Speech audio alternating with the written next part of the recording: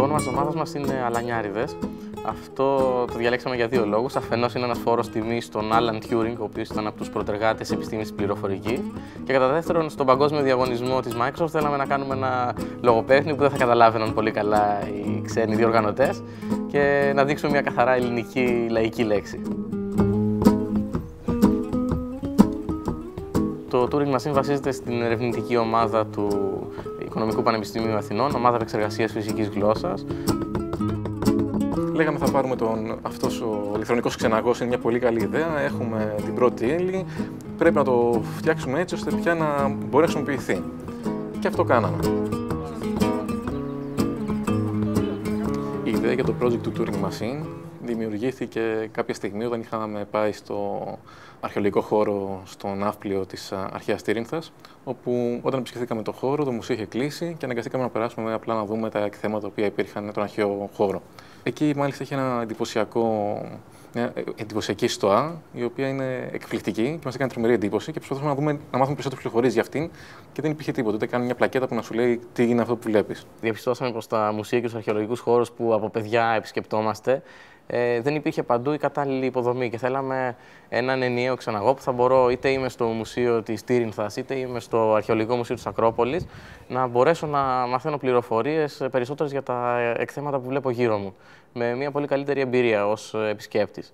Έχοντας και το background δουλέψει στο ερευνητικό project του Πανεπιστημίου και έχοντας δημιουργήσει την μηχανή αυτή παραγωγής φυσικής γλώσσας, είπαμε ότι ναι, μπορούμε αυτά τα πράγματα πολύ ωραία να τα συνθέσουμε, να τα φτιάξουμε έτσι ώστε να είναι πια προσβάσιμα και από τον απλό επισκέπτη. Και όχι απλά ένα ακαδημαϊκό project το οποίο έχει βγάλει πολύ ωραία πράγματα, έχει βγάλει πολύ ωραία έρευνα, αποτελέσματα, απλά και έχει μείνει στο ακαδημαϊκό κομμάτι, αλλά να γίνει κάτι πιο απτό, κάτι το οποίο να μπορεί να χρησιμοποιήσει ο μέσος άνθρωπος.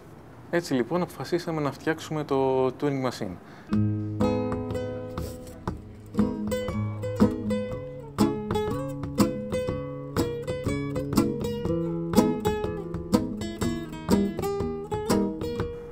Το Turing Machine δεν είναι απλά ένας ξεναγός. Δεν είναι ότι είναι μια εφαρμογή που τρέχει στο κινητό μου και αυτό και τελείωσε. Το Turing Machine είναι κάτι αρκετά μεγαλύτερο. Είναι ένα ολόκληρο σύστημα το οποίο τρέχει κάπου αλλού, κάπου ας πούμε στο cloud, που είναι και πιασάρικο αυτές τις μέρες, κάπου μακριά σε έναν σερβερ που δεν ξέρει ο τελικός χρήστης που είναι και διάφορες εφαρμογούλες που κάθονται πάνω σε αυτόν. Έχουμε εφαρμογή για κινητά τηλέφωνα που είναι για τον επισκέπτη του αρχαιολογικού χώρου ή της έκθεσης. Έχουμε μια άλλη έκδοση για το web. Κάποιος κάθεται σπίτι του και θέλει να δει μια στιγμή έναν αρχαιολογικό χώρο, να ενημερωθεί για ένα μουσείο. Υπάρχει μια τρίτη έκδοση για τα σχολεία, όπου τα παιδιά μπορούν εύκολα να μεταφερθούν εικονικά σε έναν άλλο κόσμο και να δουν ένα μουσείο από κοντά, τρισδιάστατα μοντέλα, να δουν τα αγάλματα όπως θα ήταν αν ήταν πραγματικά εκεί, ενώ δεν μπορούν να ταξιδέψουν. Αυτές είναι τρία μόνο από τα instances που έχουμε σκεφτεί, τρεις από τις εκδόσεις που έχουμε σκεφτεί. Συνεχώς βγάζουμε και καινούργιες εκδόσεις. Αυτή είναι η δυναμική του συστήματός μας. Είναι δύο τα στοιχεία που κάνουν το Turing Machine να ξεχωρίζει. Το πρώτο είναι οι εξατομικευμένες περιγραφές που παράγει.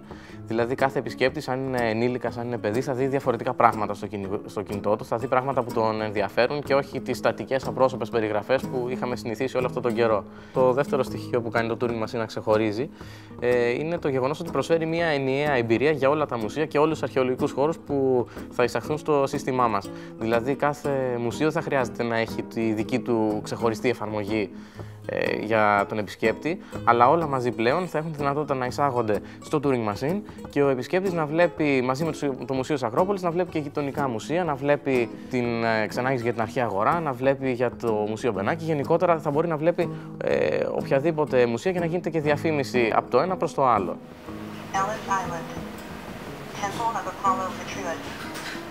Παραδείγματος χάρη, ο επισκέπτης του αρχαιολογικού χώρου θα έχει στο κινητό του, θα έχει κατεβάσει την εφαρμογή, θα βρίσκεται κάπου στο κέντρο της Αθήνας, στο Σύνταγμα, την ανοίγει και λέει «Α, γύρω μου υπάρχουν 4 μουσεία. Σε ποιο από αυτά να πάω?» Θα πάω να δω μια στιγμή αυτό πέρα τι έχει. Θα το κοιτάξει με λίγο στα γρήγορα, θα δει τα εκθέματά του, θα δει αν του αρέσει και αφού του αρέσει θα πει «Ωραία, μισό λεπτό, κλείνω εισιτήριο και πάω και το επισκέπτομαι». Τι το ιδιαίτερο έχεις εσύ? Το ιδιαίτερο μας είναι ότι οι πληροφορίες οι οποίες εμφανίζονται δεν είναι στατικές, αλλά ότι η πληροφορία αλλάζει ανάλογα με τον επισκέπτη, ανάλογα με το ιστορικό του. Επειδή τίποτα δεν είναι γραμμένο από πριν, αλλά όλα συνθέτονται δυναμικά, οι περιγραφές παίρνουν υπόψη τους την ηλικία του χρήστη. Για παιδιά χρησιμοποιούνται πιο απλές προτάσεις, πιο μικρές προτάσεις. Ενδεχομένως τους δείχνει και μόνο τις πληροφορίες που είναι πιο σημαντικές. Η πλατφόρμα μας είναι το Turing Machine στο σερβερ και από πάνω πολύ εύκολα μπορούν να κάτσουν διαφορετικές εκδόσεις, όπως έκδοση για κινητά, έκδοση για σχολεία με augmented reality, με αυξημένη πραγματικότητα, έκδοση για το Second Life, τελείως εικονικό κόσμο, χωρίς να χρειαστούμε να κάνουμε κάποια αλλαγή στο κομμάτι του σερβερ. Απλά αποφασίζουμε ότι θα φτιάξουμε ένα καινούριο client, ασχολούμαστε μόνο με τον client και κατευθείαν υπάρχει μια καινούρια σειρά από εφαρμογές οι οποίες χρησιμοποιούν το σύστημα χωρίς να έχουμε πειράξει το ίδιο το σύστημα. Δεν είναι κάτι στατικό, έφτιαξα έναν ξεναγό και τελείωσε. Έχω φτιάξει τον πυρήνα, πάνω στον οποίο όμως μπορούν να κάτσουν πολλές διαφορετικές εφαρμογές με διαφορετικό προσανατολισμό και διαφορετικές ιδιότητες. Τώρα, οι διάφορες εκδόσεις χρησιμοποιούν τις δυνατότητες εκάστοτε πλατφόρμας, είτε αυτή είναι το iPhone, είτε είναι το Windows Phone, είτε είναι το Android. Υπάρχει η web έκδοση η οποία έχει δημιουργηθεί σε δυναμικές σελίδες. Για τη μεταφορά των δεδομένων χρησιμοποιούμε SOAP Web Services. Και για την έκδοση επαυξημένης πραγματικότητας χρησιμοποιούμε και τον αισθητήρα Kinect, ο οποίος περιέχει κάμερες βάθους και μικρόφωνα για αναγνώριση ομιλίας και φωνής. Ο βασικός πυρήνας του Turing Machine είναι η μηχανή παραγωγής φυσικής γλώσσας, το Natural Law, που αναπτύχθηκε το Οικονομικό Πανεπιστήμιο Αθηνών. Τι είναι το Natural Law, τι είναι αυτή η μηχανή παραγωγής φυσικής γλώσσας? Είναι ένα πρόγραμμα το οποίο τρέχει κάπου μακριά, το οποίο τι κάνει, προσπαθεί να συνθέσει προτάσεις για το έκθεμα το οποίο βλέπεις. Του λες δηλαδή, πες μου για αυτό το έκθεμα και αρχίζει να συνθέτει δυναμικά προτάσεις για το έκθεμα αυτό. Η 3D απεικόνιση είναι πολύ καλή. Χρησιμοποιεί πολλές τεχνολογίες, ειδικά το πρόγραμμα που αφορά την έκδοση που αφορά τα κινητά. Το Turing Machine έχει χρησιμοποιηθεί σε αίθουσες διδασκαλίας. Οι μαθητές αλληλεπιδρούν πάρα πολύ ευχάριστα με το σύστημά μας, χωρίς κανένα πρόβλημα και μάλιστα η εξενάγηση γίνεται και πολύ πιο ευχάριστη για τους ίδιους από ότι με τον παραδοσιακό τρόπο με βιβλία και ατελείωτα κείμενα. Μπορούμε να μετατρέψουμε ολόκληρη την τάξη σε ένα εικονικό μουσείο. Κολλάμε μικρά αυτοκόλλητα χαρτάκια στους τοίχους. Πολύ απλό, καθηγητής δεν πρέπει να κάνει κάτι. Απλά εκτυπώνει Α4 κλασικές σελίδες, τις βάζει στον τοίχο και τις καρφιτσώνει απλά. Και αμέσως, χρησιμοποιώντας τη web κάμερα του λάπτοπ τους, μπορούν να μετατρέψουν μέσα το χώρο σε μια αίθουσα μουσείου. Μπορούν να βλέπουν τις διάστατες εικόνες, έναν πίνακα, μπορούν να βλέπουν τρισδιάστατες εικόνες, να βλέπουν ένα 3D μοντέλο του αγάλματος, το οποίο και μάλιστα καθώς γυρνάνε γύρω από αυτές τις σελίδες, το άγαλμα θα μετατοπίζεται χωρικά, ώστε να το βλέπουν από όλες τις οπτικές γωνίες, όπως αν ήταν πραγματικά κοντά τους, αν ήταν πραγματικά μπροστά τους, να πηγαίνουν πιο κοντά, να πηγαίνουν πιο μακριά. Και επιπλέον μπορούμε να χρησιμοποιήσουμε και το Kinect για να δώσουμε μια πιο επιστημονικής φαντασίας κατάσταση, ώστε να αναγνωρίζει το σύστημα και τις κινήσεις του επισκέπτη. First place in the interoperability challenge tonight goes to, from Greece, Team Aliardes.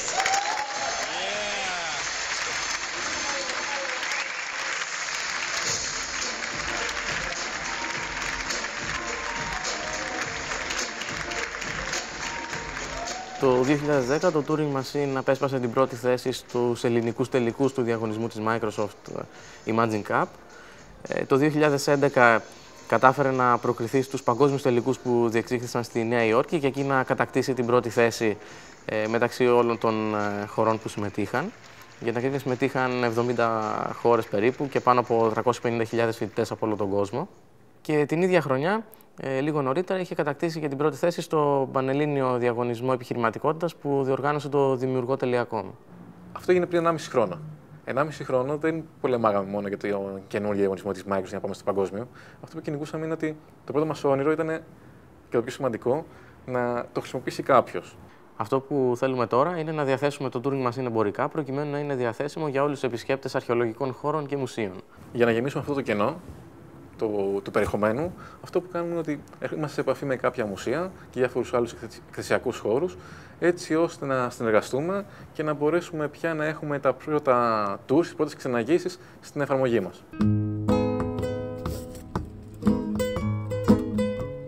Ένα άλλο συστηματάκι που είχαμε φτιάξει ήταν για την βοήθεια αποκατάστασης ατόμων που έχουν υποστεί κάποιο κινητικό πρόβλημα από εγκεφαλικό ή από κάποιο ατύχημα.